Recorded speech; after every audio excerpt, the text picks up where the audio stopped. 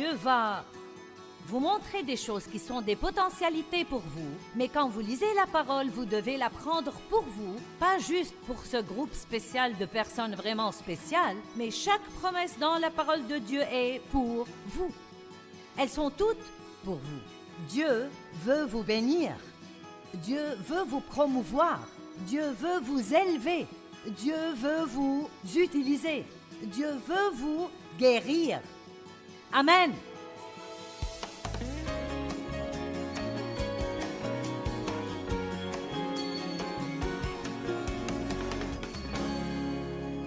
Deutéronome chapitre 1, verset 20. Je vous ai dit, vous voici arrivés près de la région montagneuse des Amorites que notre Dieu nous donne. C'est Moïse qui dit cela. Vois, le Seigneur ton Dieu t'a remis le pays. Monte, prends-en possession, comme le Seigneur, le Dieu de tes pères, te l'a promis. Ne crains pas, ne te laisse pas abattre. Alors vous êtes tous venus à moi et vous m'avez dit, envoyons donc des hommes devant nous. Ils feront pour nous une reconnaissance du pays ainsi qu'un rapport sur le chemin où nous devrons monter et sur les villes où nous arriverons. Cela m'a paru bon et j'ai pris parmi vous 12 hommes et je les ai envoyés. Ce sont les 12 espions qui sont entrés faire une reconnaissance dans la terre promise. Et effectivement, le verset 25 dit, ils y ont cueilli des fruits du pays et nous les ont rapportés. Ils nous ont déclaré, le pays que le Seigneur notre Dieu va nous donner est un bon pays. Regardez le verset 26. Pourtant, vous vous êtes révoltés contre les commandements de votre Dieu en refusant d'y aller. Je n'ai pas le temps de tout lire, mais plus loin. Ils ont décidé, bien maintenant, nous y irons. Et Dieu a dit, n'essayez pas d'entrer maintenant, parce que je ne suis pas avec vous. Vous auriez dû y aller quand je vous l'ai dit. Donc les voilà, arrivés à la frontière de la terre promise, et quand Dieu leur a dit, maintenant c'est le moment de posséder le pays, ils n'y sont pas allés, ils se sont rebellés contre Dieu, et ils ont erré encore 38 ans dans le désert, et beaucoup d'entre eux, ils sont morts. Bon, maintenant, je veux vous enseigner une petite leçon. Quand Dieu dit, il est temps de vous occuper de quelque chose,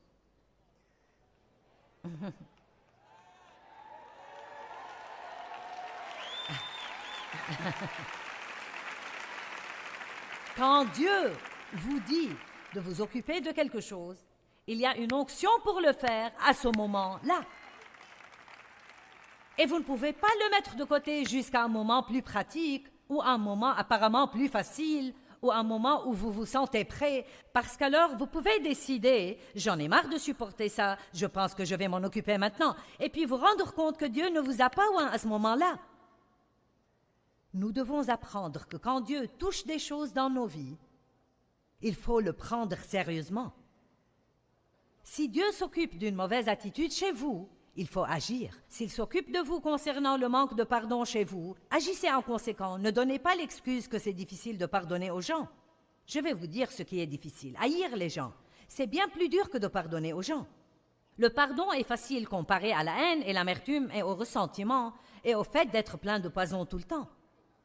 Si Dieu est en train de s'occuper d'une habitude que vous avez et qui est destructrice, si Dieu est en train de mettre son doigt dessus, alors vous ne devez même pas penser que vous ne le pouvez pas, parce que Dieu ne va jamais s'occuper de vous à propos de quelque chose sans vous donner la capacité d'arriver à la victoire.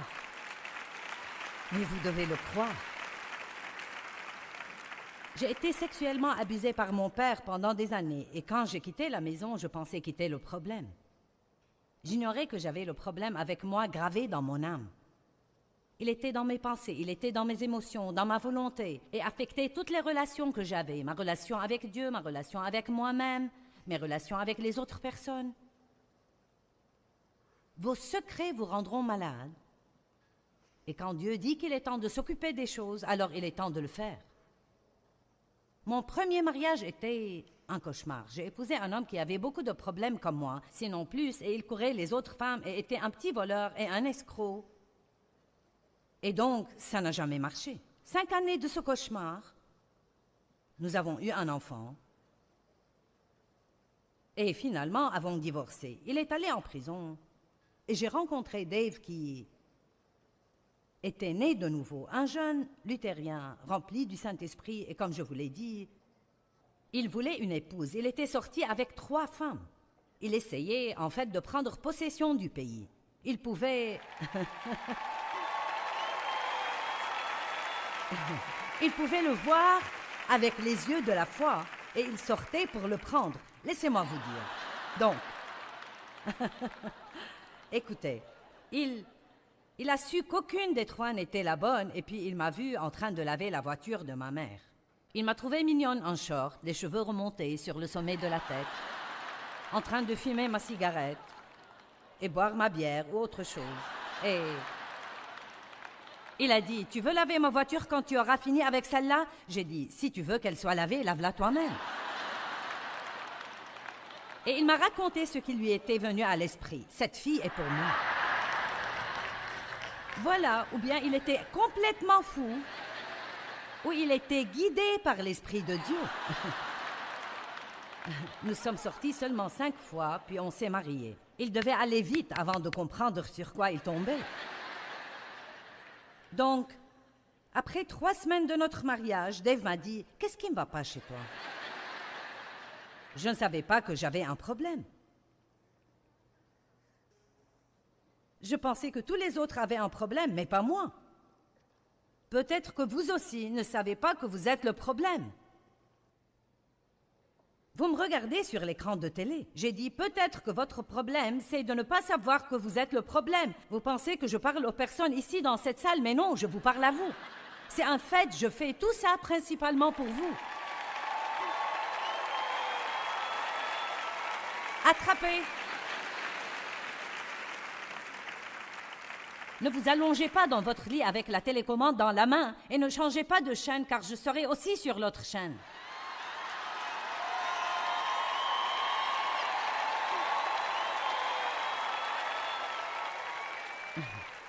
Vous ne pouvez pas filer. Si vous regardez la télé, vous allez me trouver.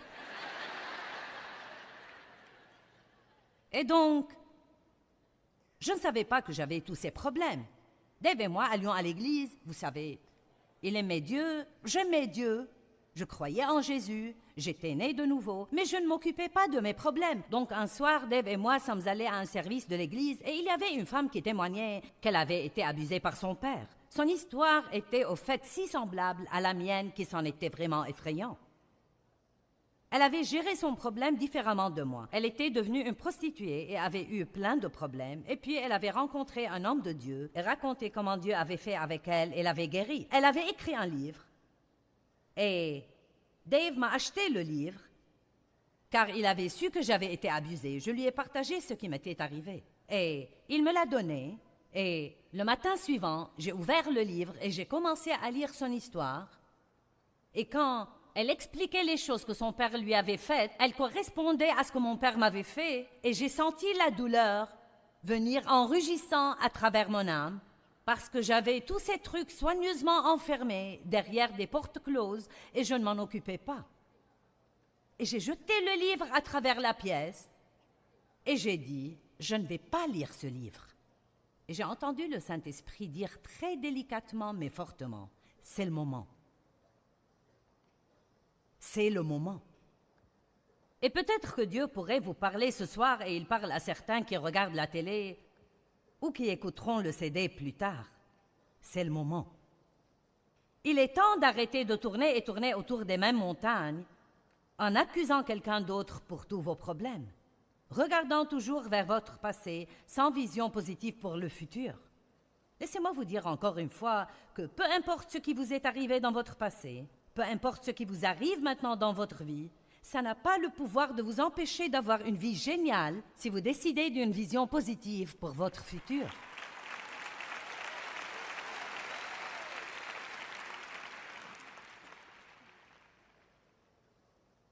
La deuxième mauvaise mentalité qu'ils avaient et dont je voudrais m'occuper est « quelqu'un d'autre doit faire cela pour moi ».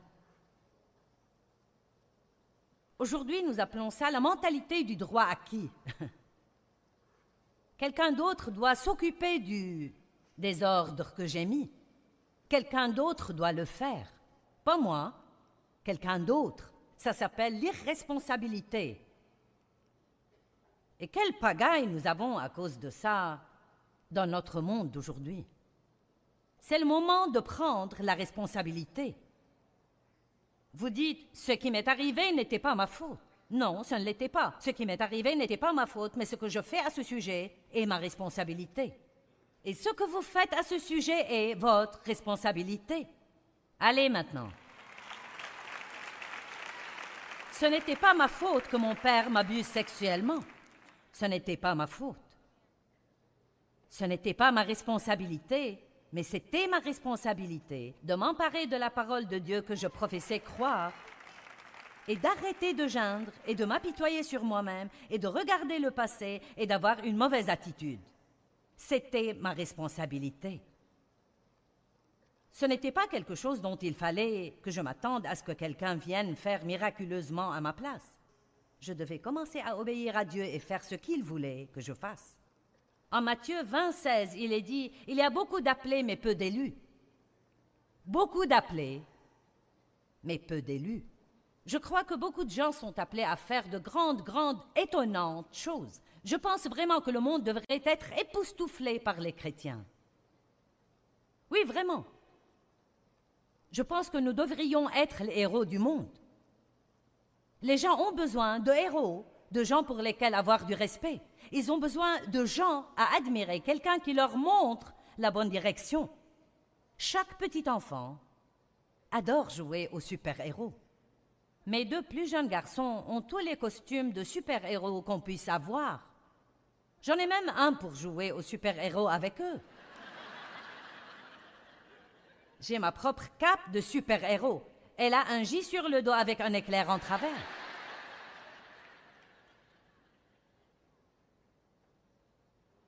Si nous apportions au monde un exemple de Jésus,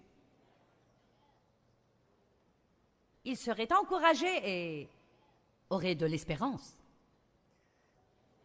Il y a beaucoup d'appelés, mais peu d'élus. Beaucoup sont appelés à faire de grandes choses, mais peu font de grandes choses, parce que peu de gens prendront la responsabilité de l'appel. L'appel n'est pas la fin, c'est là que le travail commence. D'abord vient l'appel, ensuite vient le travail, ensuite vient le sacrifice, ensuite vient de ne jamais abandonner, ensuite vient d'aller jusqu'au bout. Beaucoup de gens sont appelés à faire de grandes choses, mais nous avons un mauvais état d'esprit, nous avons une mauvaise mentalité concernant ce que Dieu nous demande de faire. Tout le monde a les mêmes opportunités. Tout le monde a la totalité de la puissance de Dieu à disposition, mais pas tout le monde n'est désireux de faire sa part. Une des choses que nous ne pouvons pas déléguer, et je délègue beaucoup, mais vous ne pouvez pas déléguer la responsabilité personnelle. Amen. Maintenant, en Josué, chapitre 1, versets 1 à 3, et vous trouverez beaucoup de choses semblables. La plupart de ces choses dont je parle, vous les trouverez dans ce livre. C'est le chapitre 17, Mentalité du désert, numéro 2. Quelqu'un le fera à ma place, je ne prends pas la responsabilité. Et Josué 1 à 3, nous voyons que la Bible dit ceci. Après la mort de Moïse, serviteur du Seigneur, le Seigneur dit à Josué, fils de Nun, qui était aide de Moïse, « Moïse, mon serviteur, est mort. » Bon, c'est un constat très intéressant car si vous savez ce qui s'est passé avant ça, c'était « Pourquoi donc Dieu dirait-il que Moïse est mort ?» Josué savait bien que Moïse était mort. Ils avaient déjà pleuré Moïse pendant 30 jours. Donc, pourquoi dire que Moïse est mort? Parce que ça implique en fait quelque chose de très important et qui n'est pas explicite dans le texte. Et ce qui est impliqué, c'est « Il est maintenant temps pour toi de prendre de nouvelles responsabilités. » Parce que, voyez-vous, Moïse faisait tout pour les Israélites. Il faisait même leur repentance. Ils ne se repentaient pas pour leurs péchés. Quand ils agissaient stupidement et péchaient, Moïse allait supplier Dieu de ne pas les tuer. Et je pense que nous devons réaliser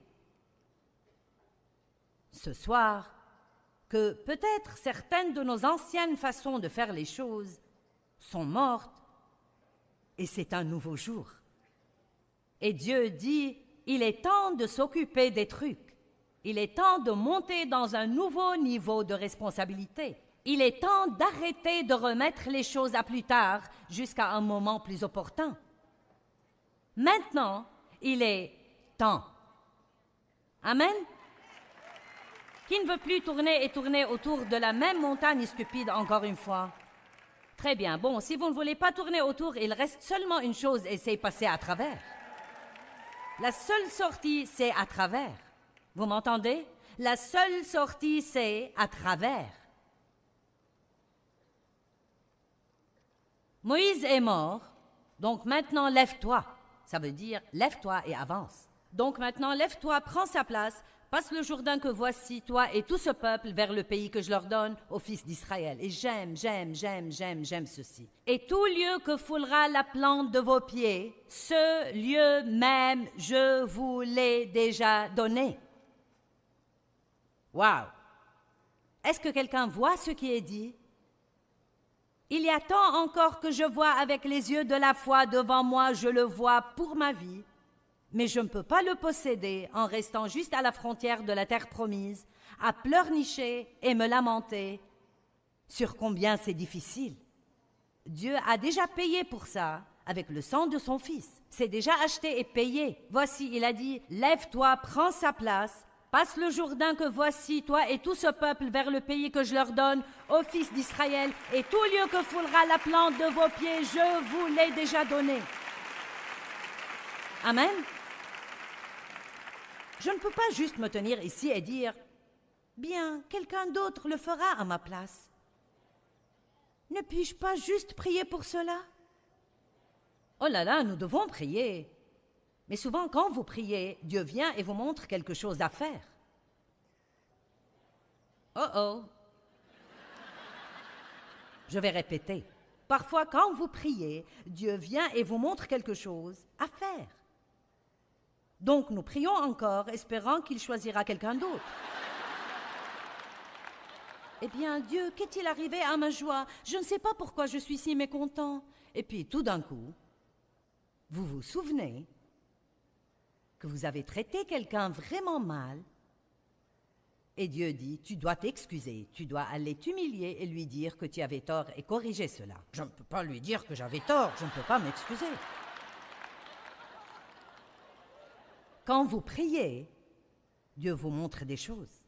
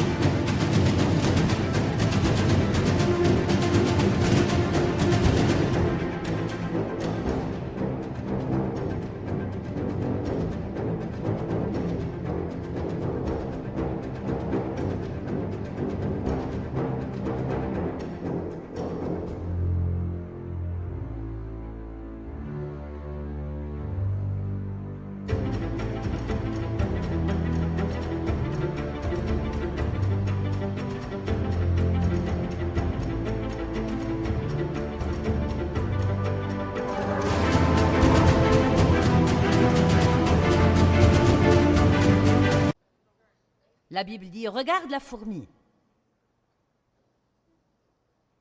Elle n'a pas de chef ni de superviseur. Pourtant, elle travaille dur et fait ce qui est juste. J'aime les gens qui font ce qui est juste sans que personne ne leur fasse faire ce qui est juste. Pouvez-vous vous diriger? Est-ce que vous démarrez seul? Êtes-vous quelqu'un qui fait ce qui est juste quand personne ne regarde? Ou bien ne ferez-vous ce qui est juste que quand quelqu'un vous le fait faire? J'avais un frère comme ça. J'ai dit que j'avais un frère parce qu'il n'est plus avec nous. 10 ans plus jeune que moi, mon seul proche. Très jeune, à cause de toutes les choses que nous vivions, il est entré chez les Marines quand il avait 17 ans, a fait la guerre du Vietnam et est devenu toxicomane. Et n'a jamais été bien dans sa vie. Nous avons essayé de l'aider. Il a même vécu avec Dave et moi de nombreuses années. Et tant que je le faisais se lever pour travailler, il allait au travail. Tant que je lui disais quoi faire, il le faisait. Si nous étudions la Bible avec lui, il l'étudiait. Mais à chaque fois qu'il se retrouvait seul, il ne pouvait se gérer lui-même et il retournait là où il avait été. Et tristement, mon frère, qui aurait pu faire partie de ça, voyager dans le monde, aider les gens tout autour du monde, est mort dans un immeuble abandonné à Los Angeles il y a à peu près 3 ans, à l'époque de Noël. Peu importe qui est votre famille, le fait que sa sœur soit une évangéliste, une prédicatrice à la télé et aide les gens à travers le monde, ça n'a pas compté pour lui. Il devait prendre ses responsabilités. Vous ne pouvez pas vous en sortir avec une foi de seconde main. Découvrez ce à quoi vous croyez. Amen.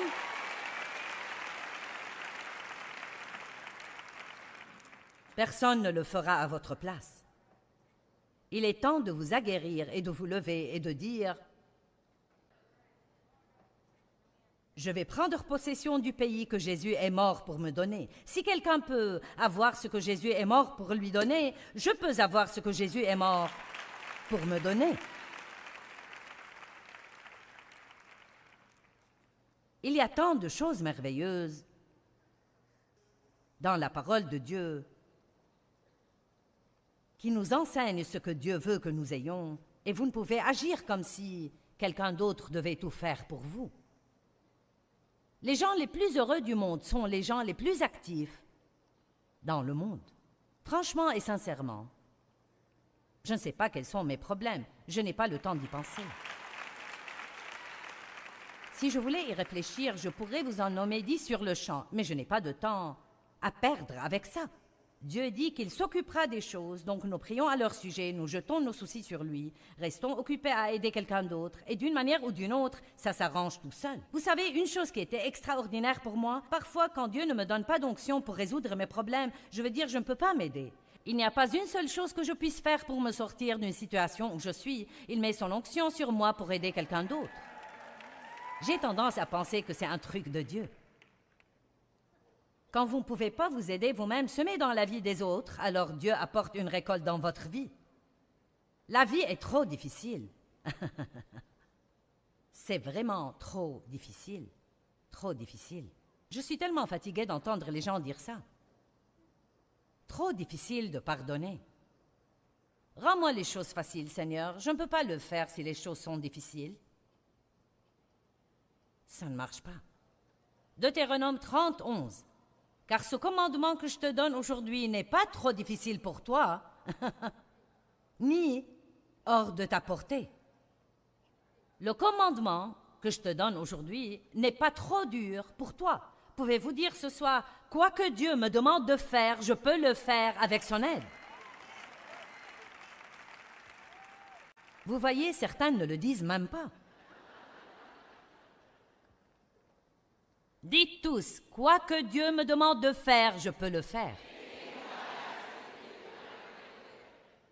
Rien n'est trop dur avec Dieu. Toutes choses sont possibles avec Dieu. Mais le diable chuchote à votre oreille et essaye de mettre une pensée fausse dans votre tête. Ça ne changera jamais. Ça fait 20 ans que ça dure, sûrement que ça ne changera pas. Tu devrais l'oublier. Rien de bon ne t'arrivera jamais. Et ça, juste quand vous voulez dire « je ne vais pas abandonner ». Apprenez comment dire « je ne vais pas abandonner ». Vous n'avez vraiment rien d'autre à faire que persévérer. Qu'allez-vous faire d'autre? John Wesley, le merveilleux, formidable John Wesley, dont nous entendons parler et admirons, voici un véritable extrait de son journal intime. Dimanche 5 mai le matin, est prêché à Sainte-Anne et on m'a demandé de ne plus revenir. Dimanche 5 mai, après-midi, est prêché à Saint-Jean et le diacre a dit « va dehors et reste-y ».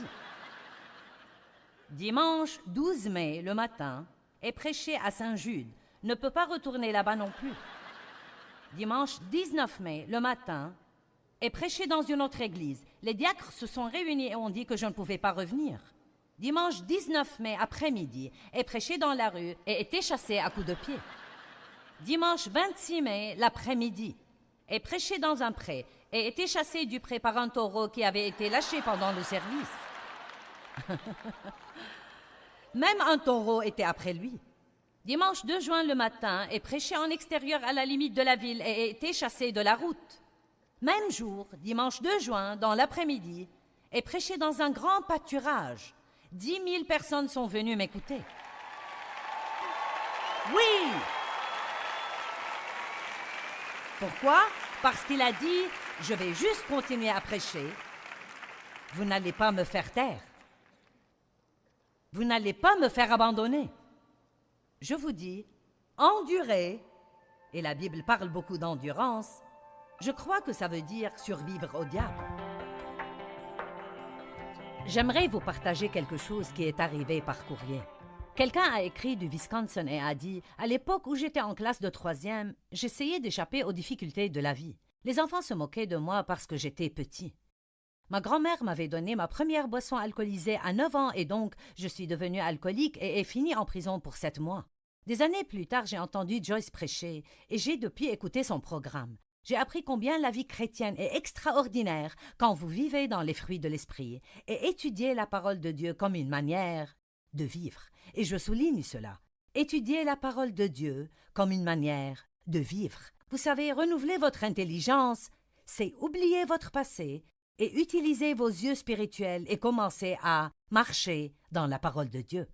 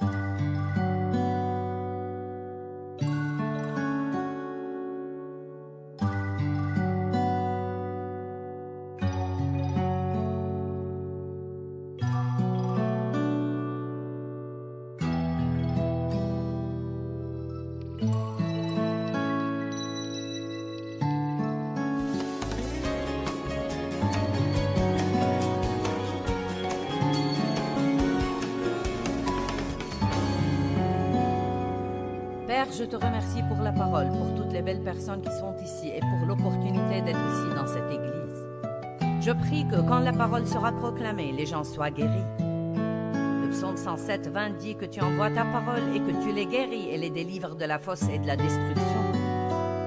Aussi, je m'attends à ce que les gens soient guéris physiquement et mentalement, émotionnellement, spirituellement, de toutes les manières. Merci aujourd'hui de ce que nous pouvons apprendre. Amen. Je veux vous parler aujourd'hui d'avoir un rêve pour votre vie. Il est très important d'avoir des rêves et des visions, et je ne pense pas que vous ayez besoin d'en recevoir un de la part de Dieu. Vous pouvez en avoir un. La Bible dit que les vieux auront des songes et les jeunes gens des visions. Je pense que souvent les gens restent là à attendre un événement surnaturel. Une fois, ils attendent une parole prophétique, une apparition angélique qui leur donne en fait une certitude sur ce qu'ils sont supposés faire. Mais la plupart du temps, vous devez juste aller de l'avant et découvrir par vous-même. Beaucoup pensent, je ne sais pas ce que Dieu veut que je fasse. Pourquoi ne pas essayer plusieurs choses et trouver assez vite ce qui marche et ce qui ne marche pas? Je voulais vraiment être utilisé par Dieu. J'étais juste rempli du désir d'être utilisé par Dieu. Et donc, j'ai simplement commencé à faire quelques trucs. Notre église emmenait des gens dans les rues le samedi matin et distribuait des tracts. Et pour être honnête, ce n'est pas quelque chose pour lequel je me sens très doué, mais je voulais servir le Seigneur. Alors j'y allais. Il faisait froid, je n'étais pas à l'aise. Nous traînions nos enfants jusqu'aux rues du centre-ville à Saint-Louis chaque samedi. Et le premier tract sur l'évangile que j'ai donné, le gars l'a remis dans ma main et a dit « Je ne veux pas. et à ajouter quelques mots choisis. Et ensuite, j'ai travaillé dans une petite garderie. Eh bien, pourquoi est-ce que vous riez? Ça n'a pris aux enfants et à moi que 2 semaines pour savoir que ce n'était pas vraiment mon onction. Et vous savez, je devrais dire que j'étais juste le genre de personne qui était déterminée de servir Dieu. Je voulais être utilisée par Dieu et donc, j'ai essayé différentes choses. Parfois, vous avez juste à... C'est un peu comme quand vous achetez des vêtements. Vous devez les essayer pour trouver ce qui va. Et je pense que souvent, c'est comme cela dans la vie. Vous devez juste essayer des trucs pour pouvoir trouver ce qui va. Donc, ne soyez effrayés de sortir, d'avoir des rêves, d'avoir des visions, des espérances, et croyez toujours au miracle. Il y a des rêveurs qui ne travaillent pas, et des travailleurs qui ne rêvent pas, et les deux sont mauvais. Donc, pensez à cela. Et si vous êtes une personne dure à la tâche, mais vous n'avez pas de rêve? Beaucoup de gens sont comme cela. Ils se lèvent juste le matin et ils vont et font ce qu'il y a à faire là, mais ils n'ont aucune espérance ni aucun rêve au-delà du chèque du vendredi et des factures à payer et de recommencer la semaine suivante. Et quand nous vivons comme ça, nous nous ennuyons tellement. C'est exactement la même chose. Ennuyeux, ennuyeux, ennuyeux. Est-ce qu'il n'y a rien de plus que cela dans la vie? Quand est-ce que quelque chose de passionnant va m'arriver? Et donc, ils sont passifs. Vraiment. Si vous travaillez, vous devez avoir un rêve. Vous devez avoir une espérance pour ce que vous allez faire avec le fruit de votre labeur. Vous devez croire que vous pouvez monter plus haut. Vous devez croire que Dieu va faire quelque chose de plus grand avec vous. Et puis, il y a des rêveurs qui ne travaillent pas. Et ça, c'est vraiment fou, parce que la Bible dit, en Ecclésiaste 5:3, « Un rêve se réalise avec beaucoup de travail et un effort pénible. » Je vais le répéter, car certains ont un rêve, mais si vous n'êtes pas désireux de faire le travail, et même parfois passer par la partie pénible. Vous savez, je crois qu'avoir un rêve, c'est comme être enceinte. Il se peut qu'il y ait des femmes qui accouchent sans absolument aucune peine, mais il n'y en a pas beaucoup. Et je pense que si vous voulez donner naissance à quelque chose, vous devez réaliser que ça implique davantage que d'avoir des idées brillantes. Vous avez un rêve, une vision, vous avez une espérance, un plan. Mais vous devez être désireux de travailler et de passer tout ce par quoi vous allez passer pour le voir se réaliser. Je veux vous demander ce matin si vous avez le cœur d'un finisseur.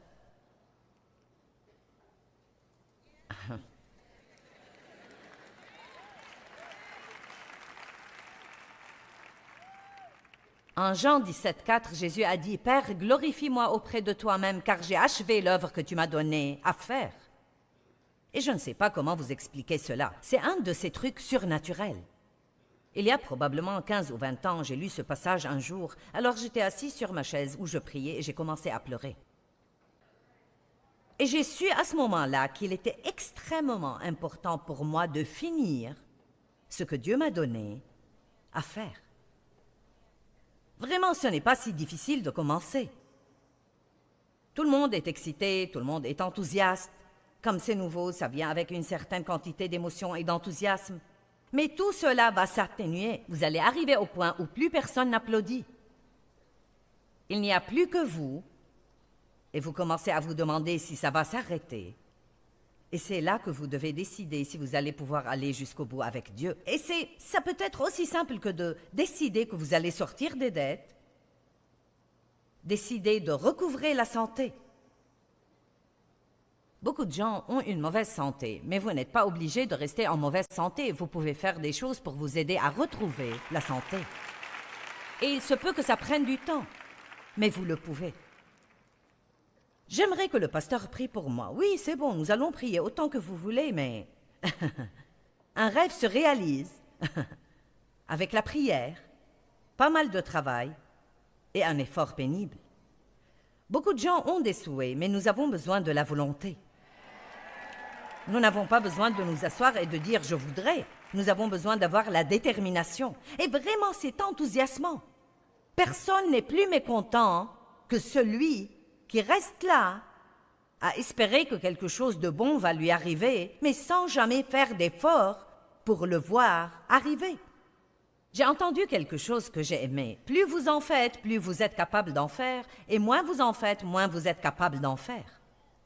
Je veux répéter, plus vous en faites, plus vous êtes capable d'en faire, et moins vous en faites, moins vous êtes capable d'en faire. Ayez un rêve pour votre vie.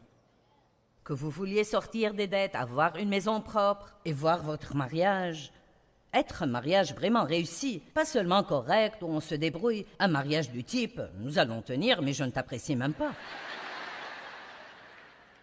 Et ne pensez pas que c'est l'autre personne qui va tout régler. Vous ne pouvez probablement pas tout faire pour ça, mais que diriez-vous de venir devant Dieu et de dire « Dieu, je vais faire tout ce que tu me dis de faire et puis je vais te laisser t'occuper du reste ».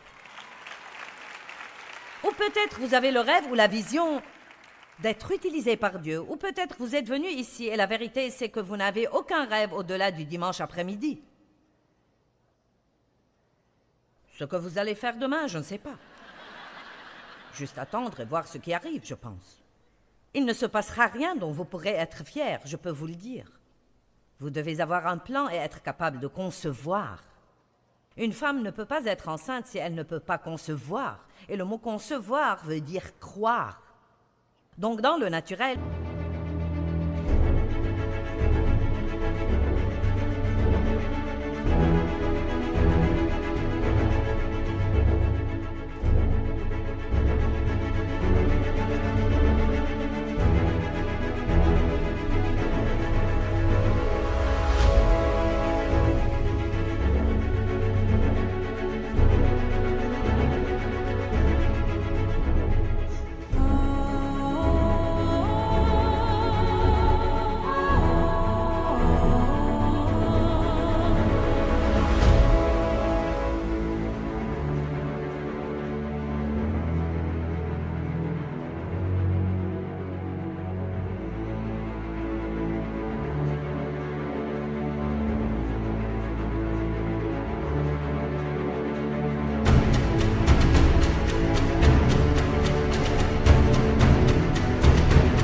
vous concevez la semence d'un mari et vous devenez enceinte.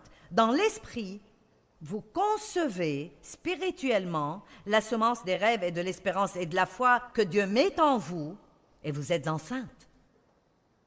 Mais ce n'est pas tout, n'est-ce pas? Combien vont passer la grossesse? Combien vont être en travail et accoucher? On ne parle pas seulement d'accouchement. On n'est pas immédiatement à la maternité. Il y a le travail puis l'accouchement. Amen? Maintenant, les gars, vous n'avez qu'à faire marcher votre imagination ce matin parce que j'aime utiliser cet exemple quand je prêche sur ce sujet. Que voyez-vous pour votre avenir? En Genèse 13, nous voyons une situation où Dieu a béni Abraham et son neveu Lot à un tel degré. Ils ont eu tellement de bétail, et ils ont eu tellement de serviteurs que les serviteurs eux-mêmes se battaient entre eux pour savoir quel troupeau allait avoir l'herbe. Les gens trouvent n'importe quel sujet pour se battre. Et donc Abraham, qui était un homme de Dieu vraiment sage, a pris l'initiative et est allé voir Lot et a dit « Je te prie qu'il n'y ait pas de conflit entre nous. » Voilà qui attire l'attention de Dieu. Les artisans de paix attirent son attention. Nous voulons que tout le monde soit en paix avec nous, mais voulez-vous être un artisan de paix? Il est allé voir Lot, qui était son neveu, qui n'aurait rien eu si Abraham ne l'avait pas béni.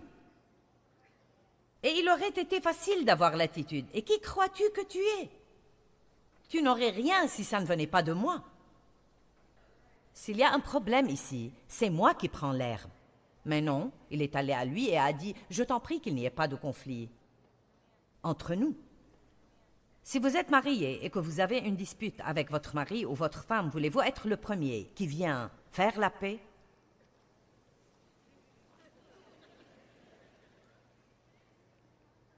Ce n'était pas ma faute. La Bible ne dit pas de vous excuser si ce n'était pas votre faute. Ou seulement si c'est votre faute. Les gars, vous êtes un peu silencieux là. J'ai dit, voulez-vous être celui qui fait le premier pas et fait la paix, même si vous pensez que vous n'étiez pas fautif? Si vous faites cela, Dieu va vous honorer. Dieu va vous honorer si vous faites ce qu'il faut pour maintenir la paix. Je prie qu'il n'y ait pas de conflit entre toi et moi. Vous choisissez, écoutez ceci, il a dit, choisis la partie de la vallée du Jourdain que tu veux et je prendrai ce qui reste. Quelle attitude humble. Donc évidemment, Lot choisit la meilleure partie et ce qui restait à Abraham, je devine, n'était pas aussi bien. Il aurait pu avoir une mauvaise journée. Il aurait pu se dire « Je dois tout recommencer ». Je pense que tout recommencer parfois est vraiment excitant. C'est un fait, je travaille sur un livre en ce moment qui ne sortira pas avant 2 ans, mais il est appelé « Il n'est jamais trop tard pour commencer à nouveau ». Et je veux que les gens ici sachent que c'est jamais trop tard. Vous n'êtes jamais trop vieux, vous n'êtes jamais trop jeune, vous n'avez jamais eu trop de problèmes, vous n'avez pas eu trop de quoi que ce soit. Il n'est jamais trop tard pour recommencer à zéro. Avec Dieu, vous pouvez avoir le rêve ici aujourd'hui que votre vie va devenir meilleure. Vous pouvez avoir le rêve que vous allez faire quelque chose de grand, le rêve de ne plus être endetté. Vous pouvez avoir le rêve d'être en paix dans la maison. Vous pouvez avoir le rêve de voir vos enfants restaurés. Mais si vous ne croyez pas à quelque chose, vous n'allez rien avoir. Je préfère croire à beaucoup et n'en obtenir que la moitié qu'à un peu et l'avoir tout.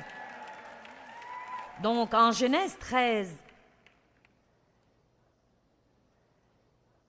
verset 14, après que Lot se fut séparé d'Abraham, le Seigneur dit à Abraham, « Porte ton regard depuis l'endroit où tu es, vers le nord et le sud, vers l'est et l'ouest. Tout le pays que tu vois, je te le donnerai. » Donc il a dit, « Ok, monte sur le sommet de cette montagne, sors de cette fosse de dépression, sors du découragement, monte quelque part où tu peux avoir une plus grande vision, regarde au nord, au sud, à l'est et à l'ouest, et quoi que tu vois, je te le donnerai à toi. »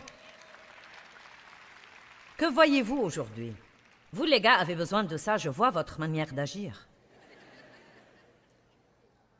Et puis, il continue et dit plusieurs autres choses. Et puis, verset 17, et j'aime vraiment cela. Il est dit, « Lève-toi et marche à travers le pays, en largeur et en longueur, car je vais te le donner. » Donc, il lui a dit de faire 2 choses. Il a dit, « Va voir quelque chose, maintenant marche-y.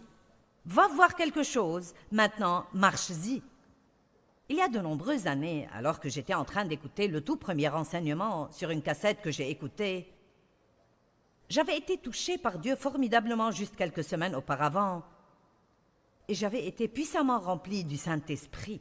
Et quand Dieu touche votre vie de cette façon, ce n'est pas juste pour que vous ayez la chair de poule, mais il est en train de vous équiper pour faire quelque chose. Équipé. Qui croit qu'il a reçu l'onction? Vous êtes loin pour faire quelque chose. Si ce n'était pas pour faire quelque chose, alors il n'y aurait pas d'onction. Nous ne sommes pas loin pour renoncer. Nous ne sommes pas loin pour être fainéants. Nous sommes loin pour voir quelque chose dans l'esprit et pour le réaliser dans nos vies. Ce jour-là, alors que j'écoutais cet enseignement qui était pris de Marc chapitre 4, intitulé « Traverser jusqu'à l'autre côté », et j'avais été dans l'église depuis de nombreuses années, mais je n'avais jamais entendu quelqu'un prêcher 1 heure entière. Nous avions des sermons de 15-20 minutes. Je ne pouvais pas croire que quelqu'un puisse prêcher pendant 1 heure entière sur un seul verset et que je pouvais être intéressée. Pourquoi est-ce que je l'ai apprécié? C'était loin. Et là où il y a l'onction, vous pouvez écouter toute la journée, parce que ce n'est pas vraiment une personne qui vous parle, c'est Dieu qui utilise cette personne pour vous parler. Et ça ne tombe pas juste dans votre tête, ça descend dans votre cœur et vous témoignez que c'est une parole qui vient de Dieu. Et après avoir entendu cet enseignement ce jour-là, quelque chose est venu en moi comme un rugissement ou un vent puissant, pas quelque chose que j'aurais senti naturellement, mais quelque chose a pris naissance dans mon esprit.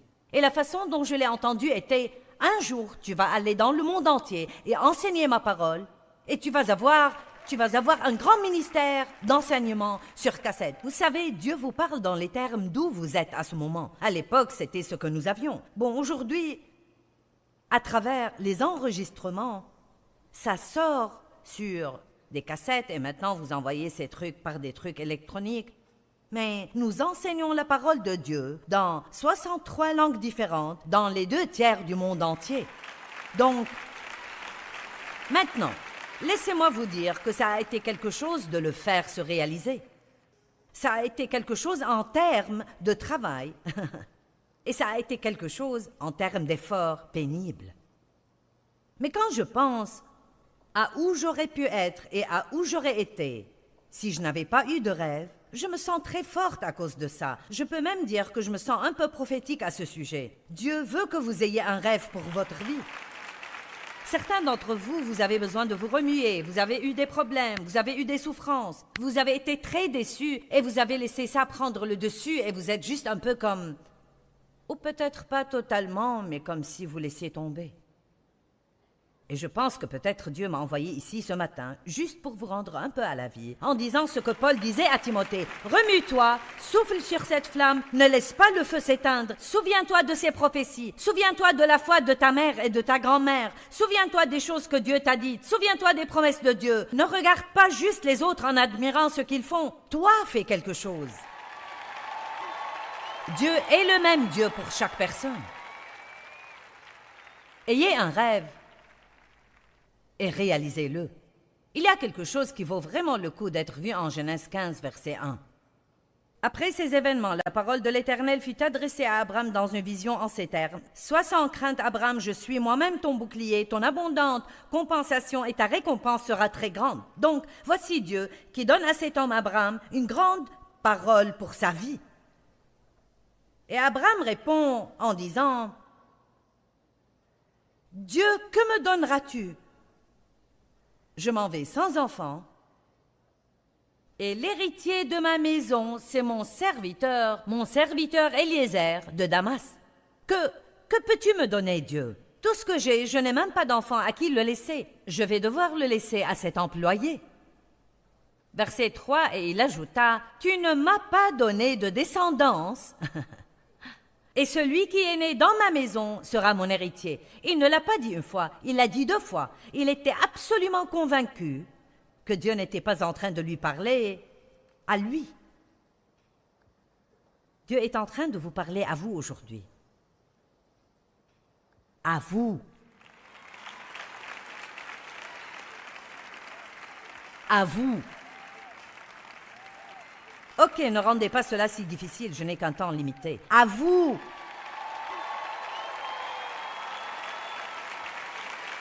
Vous savez, vous pouvez... Je peux sentir la mentalité que tant de gens ont aujourd'hui. Vous vous asseyez là et vous admirez Joël, ou vous êtes assis ici et peut-être ce matin vous m'admirez. Bien, vous savez quoi? Dieu peut faire quelque chose d'aussi étonnant à travers vous. Il se peut que ce ne soit pas la même chose, mais ça peut être tout aussi étonnant. Non?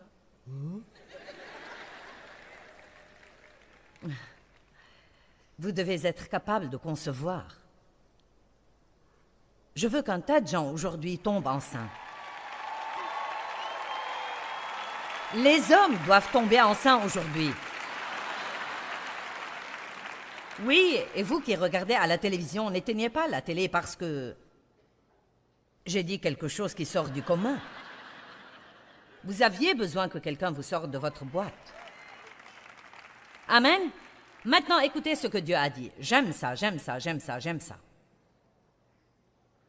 Alors la parole de Dieu s'adressa à lui en ces termes, verset 4. « Ce n'est pas lui qui héritera de toi, mais celui qui sortira de tes entrailles héritera de toi. » Mais il y avait un énorme problème parce que Sarah ne pouvait plus porter des enfants. Si je peux rendre cela très clair pour que nous le comprenions très vite, elle était une femme déjà très âgée. Et lui n'était pas capable de faire ce qu'il avait besoin qu'il fasse. De faire cela. Je viens d'entrer sur un terrain dont je ne sais plus comment sortir.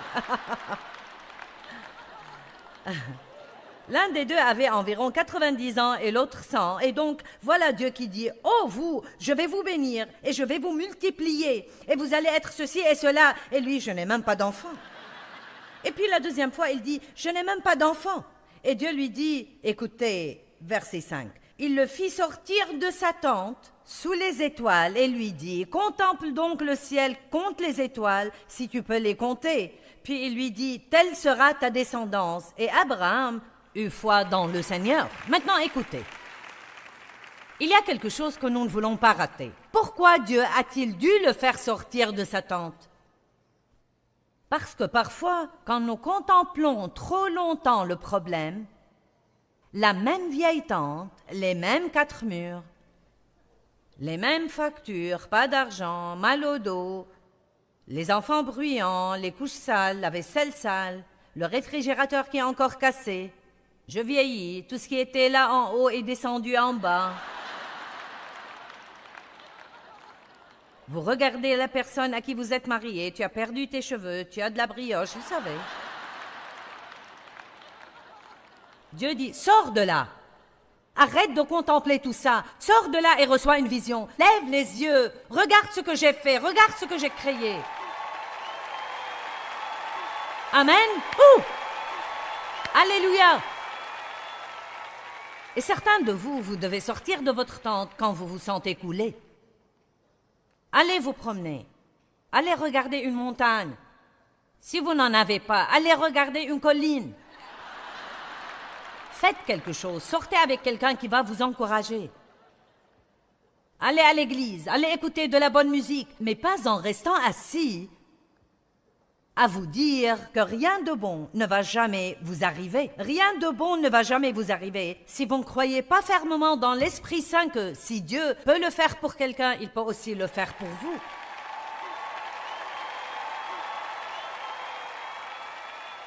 Les vieux auront des songes et les jeunes gens des visions. Joël 2, 28. Et dans les actes, sur mes serviteurs et sur mes servantes, je ferai descendre mon esprit. Hommes et femmes, grandement et puissamment, utilisés par Dieu. Vous savez, j'ai un rêve. Eh bien, que reste-t-il à rêver? J'ai tellement fait. D'abord, tant qu'il y a sur la terre des gens qui ne connaissent pas l'Évangile, j'ai le rêve de les atteindre.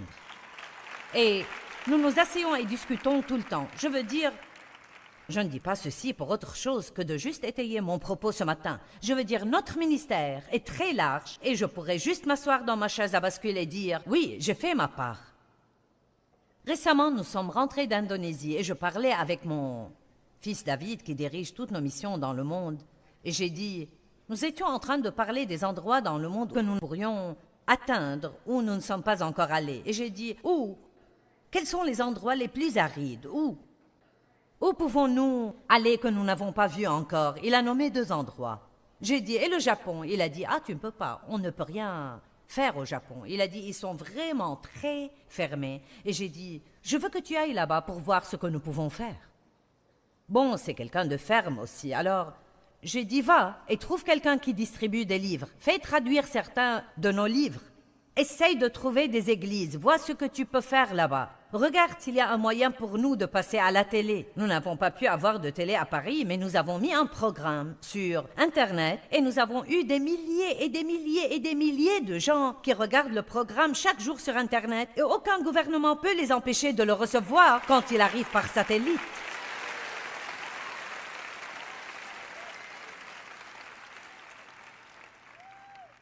Donc vous attendez et voyez, je le déclare juste en avance. Nous allons faire quelque chose au Japon. Les portes vont s'ouvrir, l'évangile va être prêché là-bas. Je crois que je serai capable d'être à la télé et multiplier les âmes qui vont être sauvées. Maintenant, cette année, à mon anniversaire, j'aurai 70 ans. Voilà. Dodie et moi avons fait un pacte. Elle a dit, j'ai 80 ans cette année et toi 70. J'ai dit, je vais te dire, quand tu auras 100 ans et moi 90, je viendrai ici le dimanche et je prêcherai. Vous devez avoir un rêve. Les gens me demandent, quand est-ce que vous prenez votre retraite? Ne me parlez pas de retraite. Comment voulez-vous prendre la retraite d'un appel sur votre vie?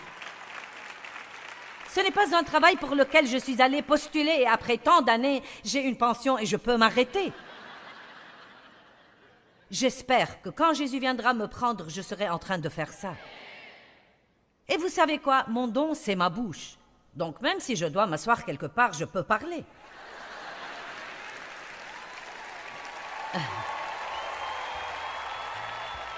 Ayez un rêve pour votre vie. Vous savez, accomplir un rêve donné par Dieu n'est jamais facile. Mais ça vaut les efforts et les sacrifices que ça...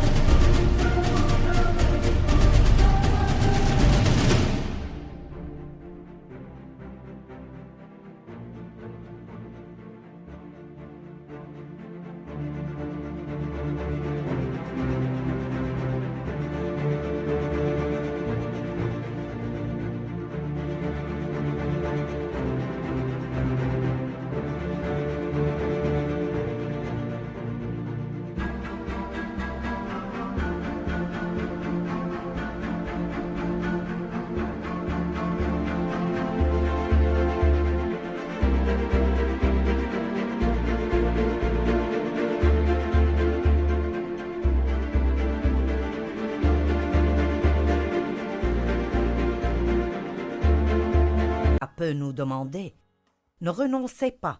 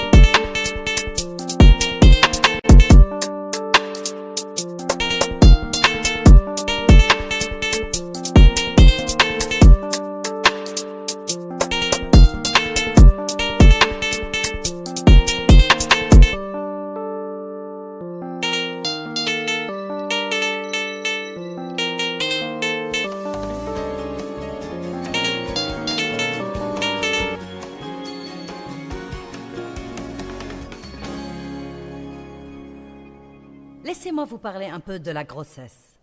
D'abord, la plupart des gens sont enthousiastes quand ils apprennent qu'ils attendent un bébé. C'est « Oh, nous allons avoir un bébé, un bébé !» Quand un homme dit cela, j'ai envie de lui dire « Ce n'est pas toi qui vas l'avoir. » Tu ne sais absolument rien de ce que c'est. Nous sommes enceintes, tu n'es pas enceinte. Ce ne sont pas tes hormones qui vont changer, tes chevilles ne vont pas gonfler.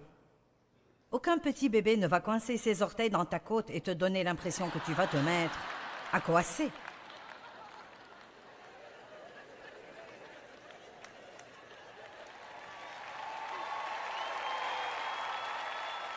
Oh, nous attendons un bébé. Quand vous êtes enceinte, c'est juste comme si vous n'avez jamais... Je veux dire, au début, c'est excitant. Je suis enceinte, je suis enceinte. Et d'ordinaire, vous êtes comme cela quand personne ne peut dire que vous l'êtes. Et c'est aussi comme cela avec vos rêves et vos visions. Nous avons quelque chose à l'intérieur de nous. Et donc, peut-être le portier de la compagnie dit « Un jour, j'aurai mon propre business. » Et les gens le regardent en pensant « Oui, oui, c'est ça. » Bien, il est enceint de quelque chose, un rêve pour sa vie, qui ne se voit pas encore. Et certains sont enceints de quelque chose. Vous avez à l'intérieur de vous quelque chose qui est en train de naître, quelque chose qui se roule à l'intérieur, et ça ne vous ferait aucun bien de le dire à qui que ce soit. Parlez-en à Dieu parce que les gens vous décourageraient, vous regarderaient et diraient « Vous auriez dû entendre les trucs que mes amis m'ont dit quand je leur ai dit que je croyais que Dieu m'avait appelé et que j'allais prêcher l'Évangile autour du monde. » Je veux dire, c'était comme si j'avais dit une énormité. Qu'est-ce qui m'a donné la fermeté de le dire? Ils riaient de moi. Je me souviens avoir été à un feu de camp une nuit avec plein d'amis de l'église, à cuire des hot dogs et manger des marshmallows. Et quelqu'un m'a dit soudainement « Nous avons entendu dire que tu as dit... que tu avais l'impression que tu vas être à la tête d'un des plus grands ministères qui n'ait jamais été dirigé par une femme. As-tu dit ça ?» J'ai répondu « Oui, je le crois vraiment. » Et elle a dit « Nous en avons parlé et avec ta personnalité, nous ne pensons pas que c'est possible. » Mais je suis toujours ici. Et je ne sais pas où ils sont, mais ils ne sont pas ici.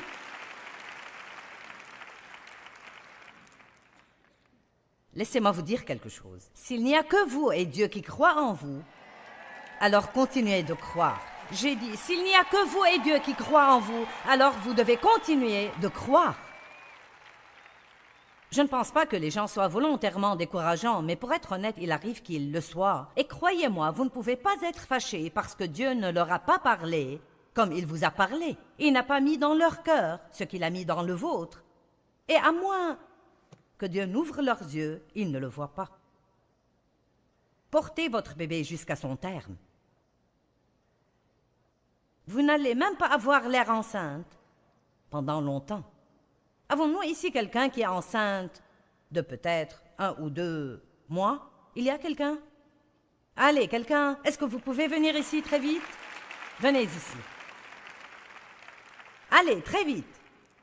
C'est votre moment de gloire. Vous allez être une star.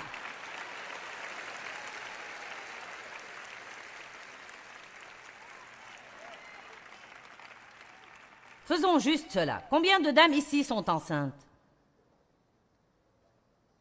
Où sont les femmes enceintes dans cette église? Levez-vous si vous êtes enceinte. Est-ce que j'ai quelqu'un? Allons, j'ai besoin de vous. Maintenant, est-ce que nous avons quelqu'un qui va accoucher très bientôt? Quelqu'un qui est enceinte de 9 mois, par exemple? Enceinte de 10 mois? J'ai été enceinte 10 mois. J'ai porté tous mes enfants 10 mois. Allons, est-ce que j'ai quelqu'un ici qui est vraiment comme... Il montre quelqu'un. Les voilà. OK. S'il vous plaît. Très bien. Venez ici. Viens ici, ma chère. OK. Maintenant, nous allons nous amuser un peu ici. Restez juste ici. Maintenant, où est madame qui est sur le point d'accoucher? Venez ici. Oh oui, vous êtes bien. Je veux quelqu'un qui peut juste à peine bouger. Regardez, ne sont-elles pas formidables? Vous allez voir ceci. OK, je vais vous déplacer et la mettre juste ici. La mettre juste ici. Maintenant, vous, oui, vous êtes absolument... OK. Maintenant, pouvez-vous toutes vous tourner sur le côté? Allons, vous êtes juste sur le point de montrer vos ventres aujourd'hui. Tournez-vous juste de côté. Maintenant, c'est comme cela que c'est dans l'esprit. Vous avez toutes sortes de gens, enceints avec toutes sortes de choses dans leur cœur, mais certains d'entre eux, vous êtes... Dites-moi que vous êtes enceinte. Vous ne me paraissez pas enceinte. Dites-moi que vous êtes enceinte. Vous ne me paraissez pas du tout enceinte. Et vous? Je ne sais pas. Peut-être. Mais ce n'est pas sûr. Et vous? Depuis combien de temps? Oh. Et qu'en est-il de vous? De combien? 6 mois, vous voyez? D'accord, je peux dire que vous êtes enceinte. Voilà de quoi il s'agit. Si vous... Bien, quand je suis tombée enceinte de ce rêve de Dieu, plus j'étudiais, plus je me préparais, plus je changeais, assez vite, les gens ont commencé à voir que peut-être il y avait vraiment quelque chose qui se passait. Mais vous voyez, de ce côté-là de l'estrade, personne ne sait. Et ça ne vous fait pas vraiment du bien de le dire. Mais elle est juste aussi enthousiaste qu'elle peut l'être. C'est un fait. Elle est peut-être plus enthousiaste que celle à qui il ne reste que 2 mois. Vous savez? Elle est enthousiaste à l'idée de donner la vie, mais elle n'est probablement plus enthousiaste au sujet d'être enceinte, car quand vous arrivez à ce stade, vous dites « Je veux juste avoir ce bébé ». Oh mon Dieu! De combien êtes-vous enceinte? 20 semaines. Bon. Et vous? 35. Combien dure la grossesse? J'ai oublié. 40. Donc il ne vous reste que 5 semaines. Êtes-vous prête à accoucher? Prête. Prête. Ok, applaudissez-les. Bon. Maintenant, écoutez, vous allez recevoir quelque chose. Quand je venais juste de tomber enceinte de mon rêve, les gens me regardaient et disaient « Vous n'avez pas l'air de pouvoir quelque chose pour moi. » Vous savez, quand Abraham regardait Sarah et se regardait, il se disait « Pas moyen. » Amen. J'ai porté tous mes enfants 10 mois complets.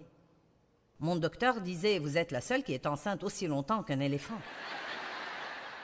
Donc je ne sais pas pourquoi, mais l'un d'eux avait 4 semaines et demie de retard, un avait 5 semaines et demie de retard, et un avait 5 semaines de retard, et un 5 semaines et demie de retard. Maintenant, c'est assez quand vous êtes enceinte 9 mois. Mais quand vous dépassez le terme, vous voulez y aller. Et certains d'entre vous êtes à terme et vous voulez y aller. Mais il y en a aussi qui ont dépassé le terme et qui veulent vraiment, vraiment y aller. Ma valise était prête pendant si longtemps. Je devais alors tout déballer et puis, 2 fois je faisais cela. J'avais en fait dépassé le terme et le docteur m'a envoyé à l'hôpital et a essayé de provoquer l'accouchement. Mais il a dû me renvoyer chez moi. Certains essayent de commencer eux-mêmes leur accouchement. Vous dites « Je suis prêt, allons-y, faisons-le, démarrons ». Est-ce que quelqu'un me comprend aujourd'hui? Je suis prête à avoir ce bébé. Je ne pense pas que je puisse attendre plus longtemps. Mais la durée entière de la grossesse est très importante. Et le temps de la grossesse est la période où les hommes et femmes ou bien tombent sur le côté ou sont formés. C'est dans ces moments où vous en avez tellement marre que vous voulez vous arracher les cheveux. L'un d'eux, mon dernier bébé, pesait 4,5 kg. C'était le seul que j'ai eu alors que j'étais consciente. Les autres étaient bons. Les femmes inconscientes, c'est par là. Dave dormait dans la salle d'attente, puis disait « Nous avons eu un bébé. » Mais quand Danny est arrivé, il laissait les maris dans la salle d'accouchement seulement si les femmes restaient conscientes. Il ne vous donnait rien, je ne sais pas à quoi ça rimait, mais vous deviez rester consciente, sans doute pour qu'ils vous entendent crier. Et donc, il pesait 4,5 kg et était grand. Il mesurait 59 cm. Grand. Donc, non, mais il pensait que j'allais peut-être avoir des jumeaux. C'était avant qu'ils aient des ultrasons et qu'ils puissent savoir. Mais ce petit bébé me faisait mal quand il enroulait ses doigts de pied dans mes côtes. Je pensais que j'allais mourir vraiment bien. Vous savez quoi? Lui donner naissance n'était pas une partie de plaisir. Mais maintenant, 33 ans plus tard, il est le PDG du ministère de Joyce Meyer. Oui! Je suis contente, j'ai accouché. Allons, je suis juste en train de vous supplier aujourd'hui. Ne renoncez pas à vos rêves. Si vous avez un petit rêve, un rêve moyen, un grand rêve, sortez de votre tente, regardez vers Dieu, voyez quelles grandes choses il peut faire, croyez toujours au miracle. Ne laissez pas les gens négatifs vous abattre. Donnez-lui naissance. Oui. Vous savez, quand vous passez par... Quand Dieu est en train de vous préparer pour quelque chose, qui sent que Dieu est en train de le préparer pour quelque chose? Bien, d'abord, dans cette période, vous changez. Quand une femme est enceinte, son corps change. Et pour être honnête, parfois, elle pense qu'elle est vraiment folle. Et quand Dieu veut vous utiliser, parfois vous pensez que vous êtes fou. Et le diable vous dit que vous êtes fou. Qui penses-tu que tu es? Vous savez, quand Dieu m'a appelé, j'ai arrêté d'avoir le désir de faire plein de choses que je faisais. Et tous mes amis pensaient que j'étais devenu cinglé. Je ne voulais plus aller aux ventes aux enchères, ni à des projets de décoration d'intérieur. Je voulais juste étudier et chercher Dieu. Et ils pensaient que j'étais... Nous pensons que tu t'emballes un peu trop. Les gens ne vous comprennent pas. Quand Dieu vous prépare pour quelque chose, parfois vos amis doivent changer. Les femmes enceintes adorent se retrouver avec d'autres femmes enceintes. Et les jeunes mères aussi adorent fréquenter d'autres jeunes mères avec des enfants. Certains d'entre vous pourraient s'aider en ayant quelques amis qui vous encouragent et en vous éloignant des gens qui sucent toute votre force vitale. Amen.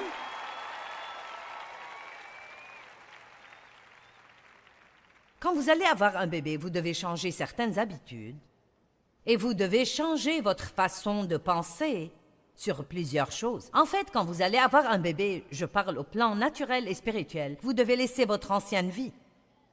Quelle que soit la chose que vous voulez faire pour Dieu ici, ou disons tout simplement que vous ne voulez plus être endetté car vous n'avez pas tous une vision pour un ministère et ce n'est pas un problème. J'utilise ça parce que c'est ma vie, mais ça peut être n'importe quoi d'autre. Disons juste que vous êtes très endetté et qu'aujourd'hui vous vous dites, vous sentez que quelque chose remue en vous. Peut-être je pourrais ne plus avoir de dette. Peut-être que je pourrais même avoir une voiture neuve, et que je pourrais la payer comptant. Peut-être que je pourrais être une de ces rares personnes qui peuvent acheter une maison et la payer en entier. Peut-être que je pourrais en arriver à ne pas avoir de traite à payer chaque mois. Ok, maintenant, voilà la chose que je veux que vous saisissiez. En espérant que vous allez avoir un rêve. Donc maintenant, vous êtes enceint. Ok, nous entrons dans les dettes à pleine pelletée. Nous en sortons en creusant à la petite cuillère.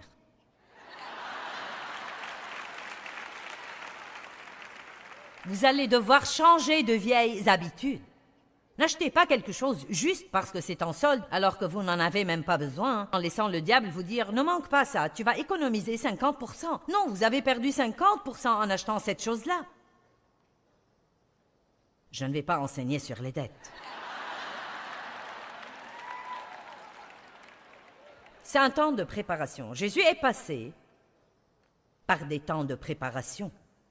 Matthieu chapitre 20, versets 20 à 22. Ok. La mère de 2 garçons vint à Jésus et lui dit, « Seigneur,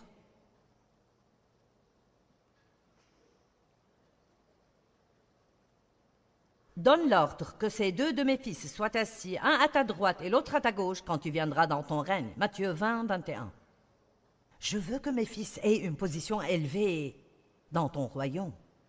Et Jésus lui répondit, « Femme, tu ne sais pas ce que tu demandes. » Donc, je peux me tenir ici et prêcher sur le fait d'avoir un rêve et de vous mettre à crier jusqu'à ce que le toit ici s'enlève finalement de sa place. Mais ça ne vous ferait aucune justice si je ne vous dis pas ce que ça va coûter de lui donner vie. Et c'est pourquoi beaucoup de gens n'arrivent pas jusqu'au bout. Vous savez, n'importe qui peut entrer ici et juste vous exciter. Mais croyez-moi, si personne ne vous dit comment le réaliser pratiquement, vous allez essayer 1 mois ou 2 mois, et plus personne n'applaudit ni n'acclame, et ça prend plus de temps que vous pensiez. C'est beaucoup plus difficile que vous le pensiez, et ça vous coûte beaucoup plus que vous pensiez devoir payer, et vous êtes si fatigué et vous ne savez pas quoi faire, et c'est là que vous devez décider.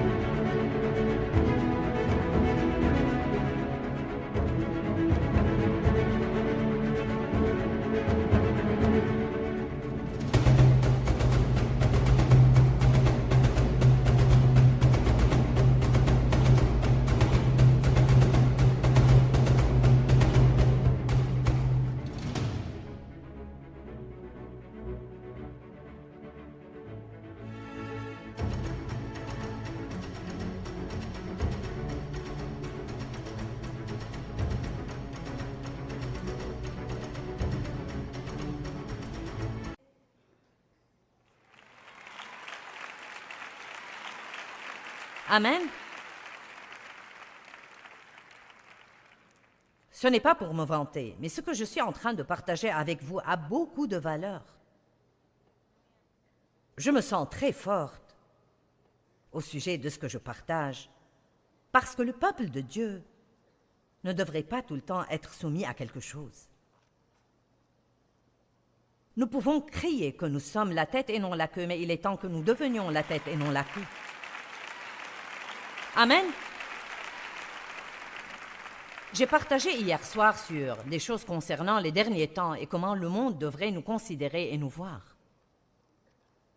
Vous savez, exactement au milieu de toutes les plaies d'Égypte, les enfants de Dieu vivaient dans un lieu appelé Goshen et ils continuaient de croître et de se multiplier et d'augmenter leurs possessions. Nous ne devons pas avoir peur de l'économie. Les économistes ne peuvent pas dicter à Dieu ce qu'il peut nous faire.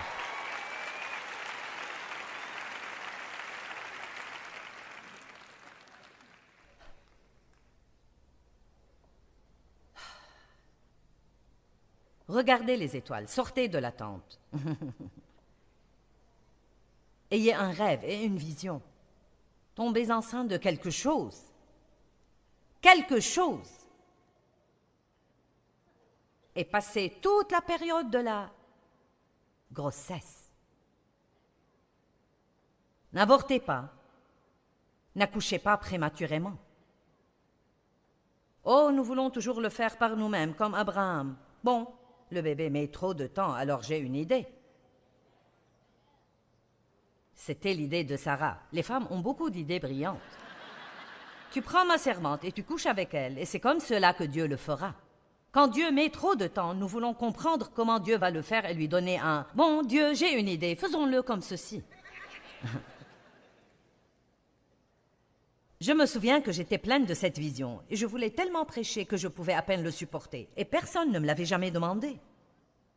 J'étais dans ma petite maison avec mes 4 enfants et j'avais mon petit rêve et j'espérais juste que le téléphone sonne et que quelqu'un me demande de venir et d'enseigner une étude biblique ou quelque chose. Je pensais que j'allais juste mourir et monter au ciel. Et je voulais tellement enseigner et prêcher. Et je regardais d'autres gens prêcher à la télé. Et dans mon orgueil, que je suis sûre Dieu était toujours en train d'essayer de briser, je pensais, je prêche mieux que ça. Et c'était la raison pour laquelle je n'avançais nulle part. Si vous écoutez le leader de la louange et vous pensez, je peux chanter mieux que ça, c'est pourquoi vous n'êtes pas sur scène. Et je me souviens que j'ai écrit une lettre que j'allais envoyer à tous les pasteurs de ma ville pour leur dire comment j'avais été appelée à prêcher par Dieu et avait cette onction sur ma vie et leur demandant s'ils voulaient que je vienne dans leur église et que je prêche. Oh mon Dieu! Oh mon Dieu! Je suis si heureuse que Dieu m'ait dit « Ne fais pas cela ». Sinon, je me serais juste ridiculisée. Vous savez quoi? J'étais encore enceinte, mais ce n'était pas encore le temps d'accoucher. En fait, quand j'étais enceinte, tout le temps, je commençais à demander aux gens quand j'arrivais à 9 mois et demi, « Y a-t-il quelque chose à faire? Prenez de l'huile de foie de morue » et je le prenais. Je marchais jusqu'à ce que mes pieds me fassent souffrir et je n'accouchais toujours pas. Est-ce que quelqu'un est avec moi? Parfois, quand vous avez attendu jusqu'au moment où vous pensez que vous ne pouvez plus le supporter, peut-être vous vous dites, si mon mari ne change pas, si ses enfants ne changent pas, Dieu, je ne peux pas supporter cela un jour de plus. Je vais aller à ce service et Joyce ferait mieux d'avoir une parole pour moi. Bien, devine quoi, tu l'as reçu.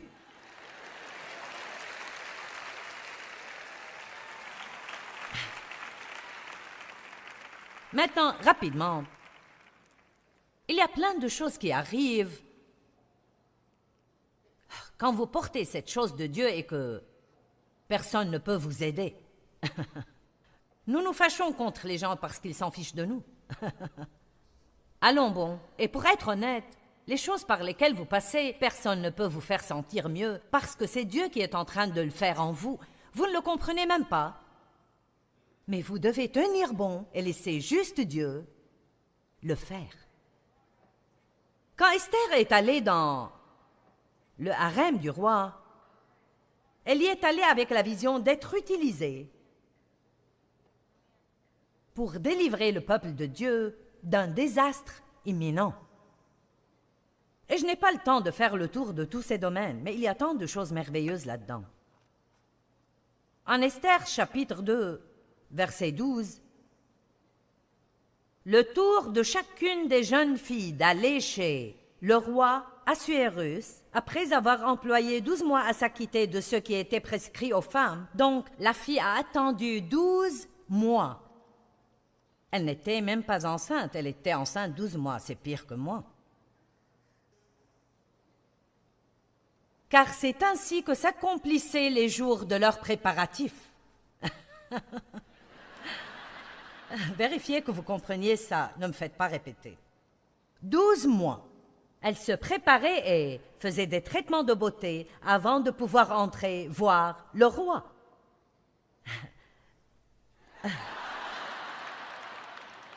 Nous avons quelques personnes lentes ici aujourd'hui. Ok, lisons-en un peu plus.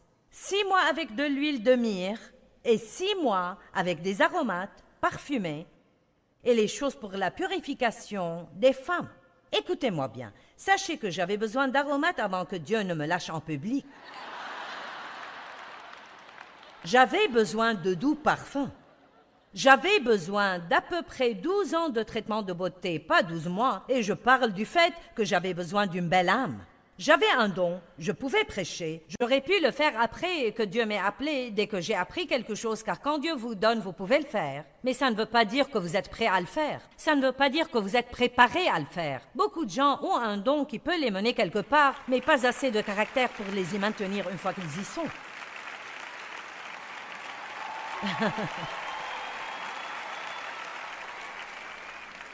Vous savez ce qui est en train d'arriver à beaucoup d'entre vous maintenant? Vous recevez des traitements de beauté. C'est si bon, je peux à peine le supporter. Vous recevez des traitements de beauté. Je veux dire, Dieu est en train de travailler sur vous. Il change votre façon de parler, il change votre façon de penser, il change votre façon de vous voir. Il change le plaintif en adorateur. Vous n'êtes plus un critiqueur, mais quelqu'un qui complimente et trouve le bon en tout le monde et en toutes choses. Traitement de beauté, nous en avons tous besoin. J'aime cela aujourd'hui. 1 an de traitement de beauté.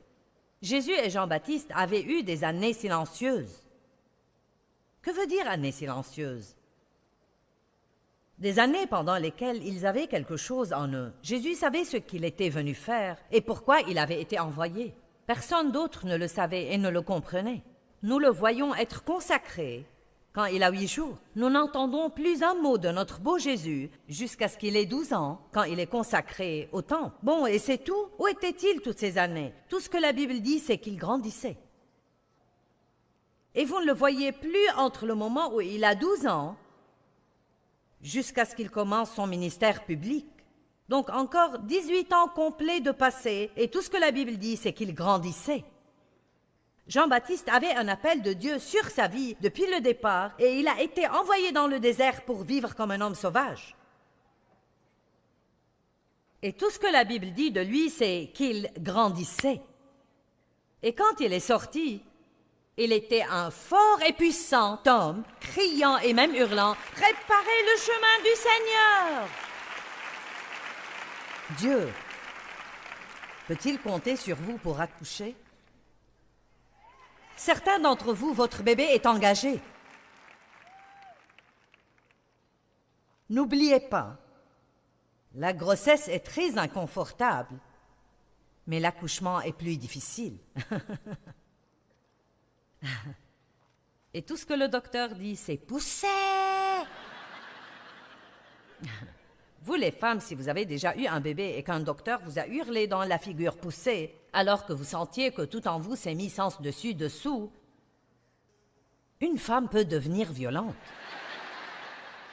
Quand elle se met à crier « Je te tuerai si je tombe encore une fois enceinte !»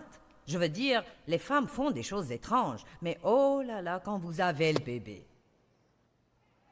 Oh, laissez-moi vous dire que quand vous avez le bébé, ça valait vraiment le coup. Je veux dire, le bébé vous fait juste fondre et alors cette chose que vous pensiez que vous ne referiez jamais pour 1 million d'années, ce n'est qu'une courte phase et vous pensez « Chérie, j'aimerais avoir un autre bébé ». Et vous savez quoi? Je peux dire honnêtement que je pense que j'ai eu des bébés toute ma vie. Des bébés spirituels, un après l'autre, après un autre, après un autre. Et chaque fois, vous devez passer par quelque chose, mais oh là là, que ces bébés sont mignons. Pouvez-vous le porter jusqu'au bout? Quelqu'un donne à Dieu une grande louange. Vous savez, accomplir un rêve donné par Dieu n'est jamais facile. Mais ça vaut les efforts et les sacrifices que ça peut nous demander. Ne renoncez pas.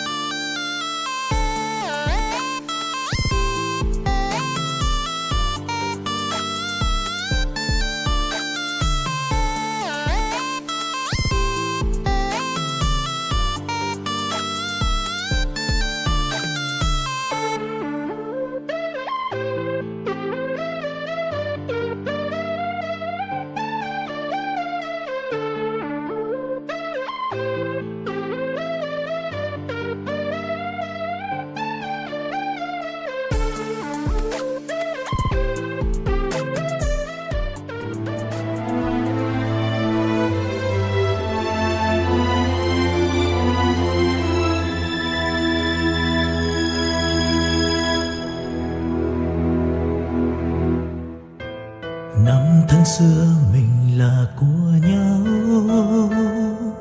thế nhưng đâu rồi? Trong giấc mơ của người giờ đây có anh không, người hỡi? Bao đắm say ta có bên người còn đâu, làn tuyết trắng mùa đông khóc nhau, nhìn từng con phố ngày xưa vắng lặng, nhìn làn tuyết trắng muôn sẽ có quay. Ngày xưa ấy một lần lầm lỡ, thế nhưng lại đau vì ta mất nhau.